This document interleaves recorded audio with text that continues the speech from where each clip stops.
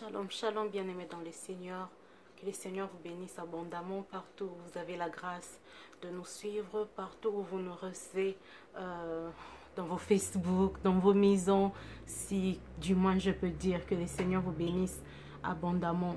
J'aimerais aujourd'hui, avant de commencer mon message, être d'abord reconnaissante à tous ceux qui sont en train de nous soutenir de près ou de loin. Et ce n'est pas du tout quelque chose que nous avons cherché, que nous avons demandé, mais nous nous rendons compte qu'il y a beaucoup de gens qui nous soutiennent dans ce que nous sommes en train de faire. Et nous avons pensé être reconnaissantes à tout un chacun de nous qui est en train de nous soutenir dans ce ministère. Premièrement, je vais vraiment remercier de tout mon cœur mon mari qui est le serviteur de Dieu Ben Kanjanga, qui est la première personne qui me soutient de près, si je peux dire. Que le Seigneur vraiment bénisse le serviteur de Dieu Ben Kanjanga abondamment. Et je pense aussi à ma grande sœur Ginette Sundangombe, qui toujours partage nos vidéos, bien que nous ne demandons pas, mais elle est touchée par le Saint-Esprit et elle contribue, elle partage toujours et toujours nos vidéos. Et j'aimerais aussi bénir mon amie Nurella, Madame Mwamba, qui nous soutient aussi d'une manière ou d'une autre. À tout moment que nous avons une vidéo, elle partage. Que les Seigneurs bénissent tout le monde qui est là en train de nous soutenir, même si je n'ai pas cité votre nom aujourd'hui, mais sachez que nous vous portons dans le cœur car vous êtes nombreux à nous soutenir. Vous tous ceux qui nous regardez, il y a de ceux qui ne partagent pas aussi. Il y a aussi de ceux qui n'ont pas même le courage d'appuyer sur j'aime parce que ils ne veulent pas être, je ne sais pas moi, peut-être ils veulent être discrètes à propos de leurs actions. Mais toujours ils sont là en train de nous regarder. Que les Seigneurs vous bénissent abondamment parce que nous sommes là pour donner la parole de Dieu. Lorsque quelqu'un traverse un moment, lorsque quelqu'un a faim et qu'il veut manger de la parole de Dieu et qu'il nous suit et que cette personne est bénie même par un seul mot ou un seul sujet que nous avons dit, là où cette personne est, la première des choses qu'elle dit, c'est que le Seigneur bénisse la personne qui a apporté cette parole. Et directement, nous sommes bénis. Donc, ce qui fait que, comment est-ce que ça marche? Vous nous regardez, vous êtes bénis, vous nous bénissez et nous sommes bénis. Alors, je tiens vraiment à remercier tous ceux qui nous regardent toujours et toujours. Mayaya, il y a Jenny Tendaye qui nous soutient aussi, qui regarde toujours nos vidéos et qui fait même signe. Que les Seigneurs vous bénissent abondamment. Et mon sujet d'aujourd'hui, j'aimerais parler sur la grâce de Dieu, que nous avons aussi parlé la fois passée. Nous avons essayé de parler un peu largement en ce qui concerne la grâce de Dieu. Mais aujourd'hui, nous voulons vraiment entrer un peu en profondeur en ce qui concerne la grâce de Dieu. Au fait, le sujet que je suis en train de parler aujourd'hui est la grâce sans limite. Bien aimé, la grâce de Dieu qui est dans notre vie n'a pas de limite. La grâce de Dieu qui est dans notre vie est sans frontières. Et la grâce de Dieu est quelque chose que nous recevons gratuitement de la part du Seigneur, de la part du Saint-Esprit de Dieu. C'est quelque chose que nous ne méritons pas. C'est quelque chose que nous n'avons même pas payé de l'argent pour avoir. Mais c'est quelque chose qui nous a été offert par la miséricorde de Dieu. Et la dimension dont nous sommes en train de développer aujourd'hui, nous nous tenons plus dans le livre de Genèse 40 et 41. Pour tous ceux qui ne connaissent pas l'histoire de Joseph, Joseph pas le père de Jésus-Christ, mais Joseph, je voulais dire pas Joseph le mari de Marie, mais Joseph qui a été vendu par ses frères, il s'est retrouvé en Égypte en esclavage. C'est le Joseph que nous sommes en train de parler. Et son histoire est dans le livre de Genèse. Donc, si vous prenez le livre de Genèse à partir de 39, 40, 41, il y a là l'histoire de Joseph. Au fait, Joseph avait la grâce, d'abord, si je peux dire, il avait une grâce de faire les songes. Et pas seulement de faire les songes, il avait aussi la grâce d'interpréter les songes qu'il faisait. Donc, ce qui était une grâce de la part du Seigneur, ce qui était un don de la part de Dieu. Alors, à cause de ses rêves, Joseph fut vendu par ses frères, qui avaient d'abord comploté de le tuer, mais après, ça n'a pas marché. Ils ont conclu qu'ils ne devraient pas le tuer pour éviter de porter le sang innocent sur leurs mains. Et ils ont vendu Joseph par les Égyptiens, par les passants qui étaient en train de passer, qui venaient d'un long voyage. Ils ont vendu Joseph. Et Joseph se retrouvait dans la maison de Potiphar, là où il était en train de servir Potiphar, qui était une personne très élevée dans le gouvernement de Pharaon à l'époque, dans l'Égypte ancienne. Et après quelque temps, Joseph se retrouvait face à un péché qui était de commettre l'adultère, parce que la femme de Potiphar était attirée par la beauté de Joseph, et je crois par là, je dirais que cette femme a été attirée pas seulement par la beauté, mais c'était plus par la grâce, parce que la grâce de Dieu qui est dans la vie d'une personne, la grâce rend même les hommes attirants, la grâce de Dieu. Cette femme était attirée par la grâce qui brillait dans Joseph, et il voulait prendre Joseph et faire tout ce qu'elle voulait faire avec Joseph. Mais malheureusement, Joseph a refusé, Joseph a fui. Mais lorsque Joseph fuyait, cette femme est restée avec la tunique de Joseph, et elle a fait une plainte contre Joseph auprès de son mari pour dire que voilà, ton serviteur, cette personne qui travaille pour nous, a voulu me prendre comme étant sa femme, donc me prendre au lit, mais j'ai refusé, c'est comme ça il a fui. Et Joseph se retrouvait dans la prison pour un crime qu'il n'avait pas connu. Je vais d'abord me limiter là. Bien-aimés dans le Seigneur, nous comprenons ici que lorsque tu as la grâce de Dieu, tu n'as pas une vie seulement facile parce que tu as la grâce de Dieu sur toi. Il y a l'adversité. Il y a toujours et toujours l'adversité. Et il y en aura toujours, même dans ton futur. Il y a vraiment de l'adversité. Il y a toujours quelque chose qui est là, qui se tient pour te combattre. Pourquoi est-ce que les gens qui ont la grâce de Dieu, on dit que c'est la grâce de Dieu, ça vient là pour nous qualifier, ça vient là pour nous distinguer de la masse. Mais pourquoi y a-t-il toujours des situations difficiles, des très forts temps, des temps durs pour tous ceux-là qui ont la grâce du Seigneur? Bien-aimé dans le Seigneur, tu dois savoir que la grâce que tu as ne peut pas briller lorsqu'il n'y a pas l'adversité. Bien-aimé dans le Seigneur, David ne serait pas vu dans le public s'il n'y avait pas un Goliath. Oui, David avait la grâce de Dieu. Il avait tué des ours dans le secret. Il avait tué le lion dans le secret. Mais bien aimé, il a fallu qu'il puisse y avoir un Goliath au devant de David, afin que la grâce qui était dans sa vie puisse briller au devant de tout le monde. Bien aimé, sans adversité, il est parfois très difficile que la puissance de Dieu soit démontrée. Alléluia. Et lorsque Joseph se retrouvait en prison, la grâce de Dieu est allée briller même en prison.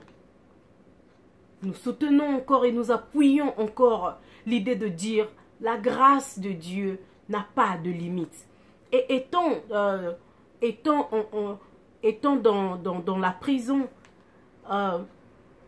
il y avait certains je ne sais pas tellement comment dire, mais il y avait des gens qui étaient, en anglais on dit des mates, qui étaient avec lui. Donc d'autres prisonniers qui étaient là avec lui dans la cellule avaient commencé à faire des songes. Ils faisaient des rêves. Et entre eux, il y avait le boulanger du roi. Il y avait aussi d'autres personnes qui ont aussi travaillé dans le gouvernement. Parce que la prison là où ils se sont retrouvés était une prison des dignitaires. C'est là où il y avait les gens qui travaillaient pour le roi se retrouver. Et bien aimé dans le Seigneur, Joseph a commencé à parler avec certaines personnes qui étaient avec lui dans cette cellule. Et il a interprété certains songes que ses amis, si je peux dire, ses amis ou encore d'autres prisonniers voyaient. Après avoir interprété ces songes, et tous ces songes se sont réalisés de la manière dont Joseph avait dit. Et lorsqu'on est venu libérer l'un des captifs, il lui a dit, parce que tu es libéré, tu vas aller travailler dans la maison du roi. Je te prie, parle au roi en ma faveur. Dis-lui que je suis ici par injustice. Je suis ici pour un crime que je n'avais pas commis.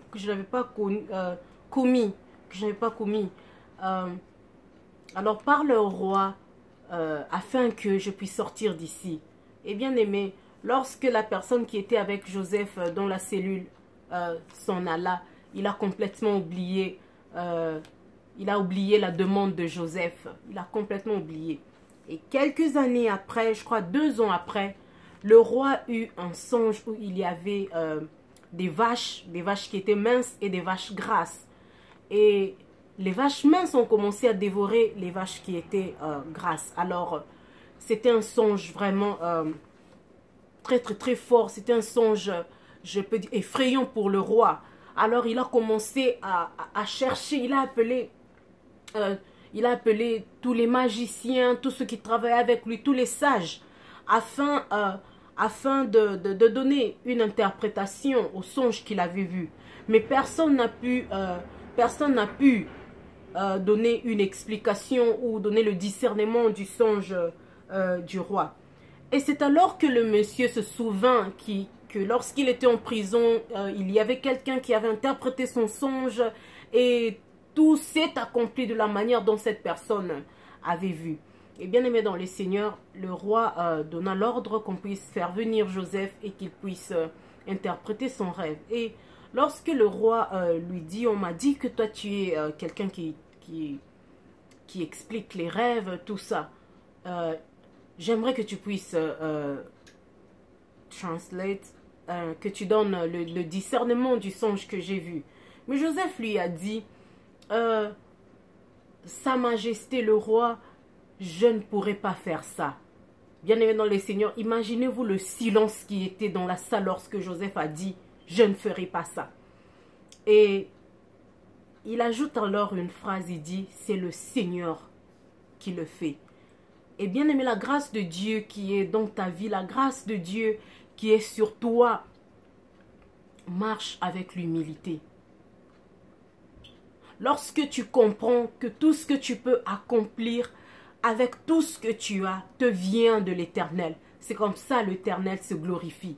Parce que dans nos autres vidéos, lorsqu'on a parlé de la grâce du Seigneur, on a dit la grâce que le Seigneur nous donne, les dons qu'il nous donne, c'est pour que le nom de Jésus-Christ soit glorifié et c'est pour le bénéfice de son royaume. Et bien aimé, la grâce que tu as, jusqu'à ce que tu comprendras que tu as cette grâce afin que Christ soit glorifié. C'est comme ça que cette grâce va briller. C'est comme ça que cette grâce sera vue de tout le monde. Parce que lorsque le Fils de l'homme sera élevé, il attirera tout vers lui.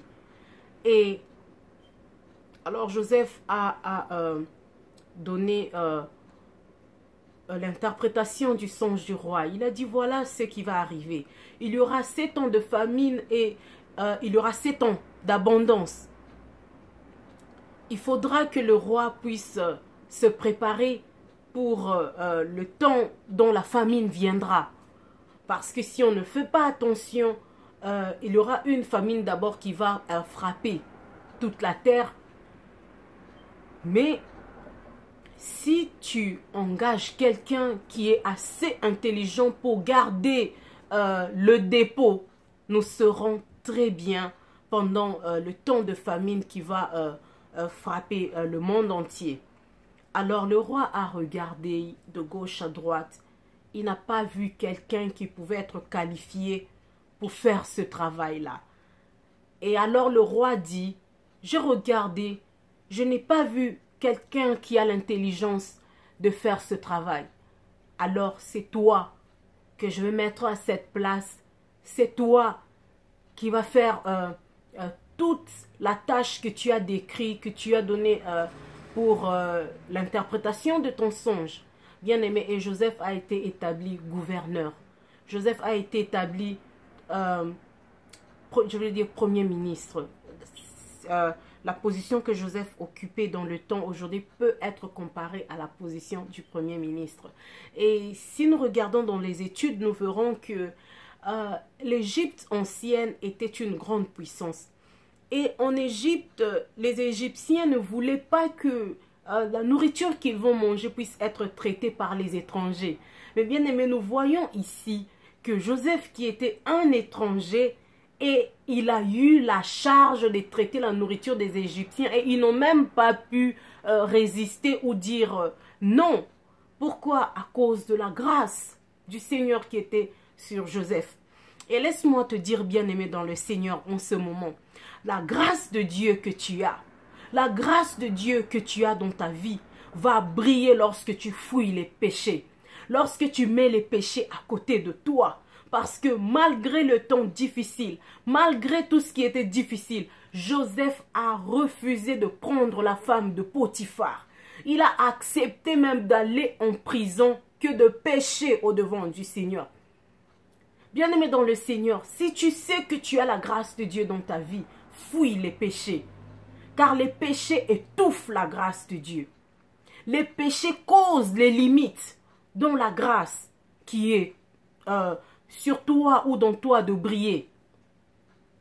Et bien aimé, lorsque tu fuis les péchés, même si les situations peuvent être difficiles comme tu peux penser, mais sache-le bien mon frère, ma soeur, que même là où tu te caches, même là où tu es humilié, même là où rien ne marche, même là où tu crois que je ne m'en sortirai jamais, la grâce de Dieu va briller là. Et la grâce de Dieu va te sortir de là. Et la grâce de Dieu va te positionner, même si tu te retrouves dans un pays étranger.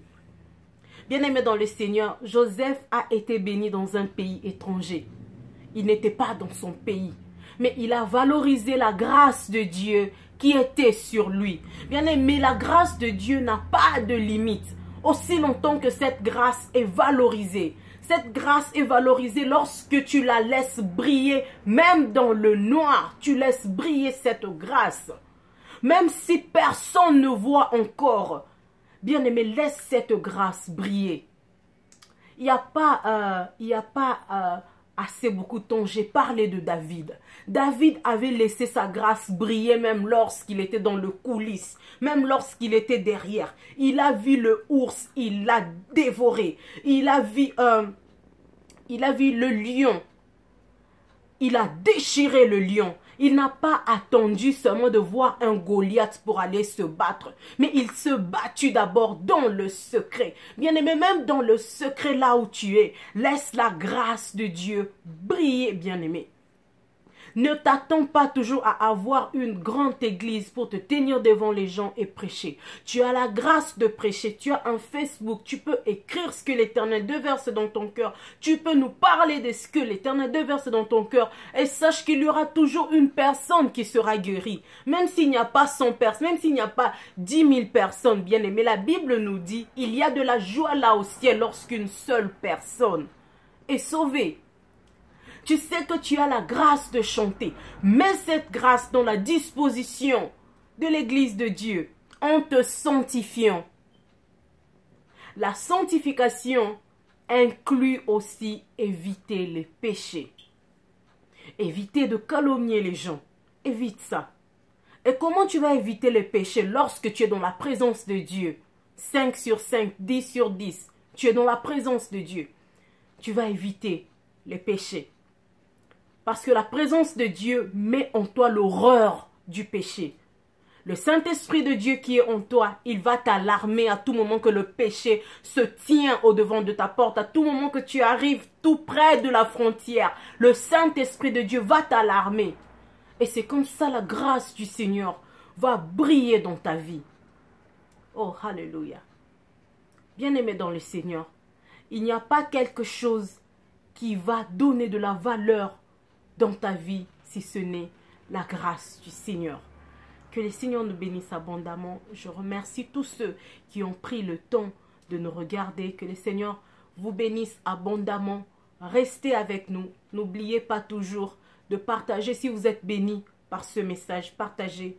Et abonnez-vous à notre chaîne YouTube qui est Ben Eunice Kandianga afin que vous recevez encore et encore. Que le Seigneur vous bénisse abondamment. À nous revoir très bientôt. Bye.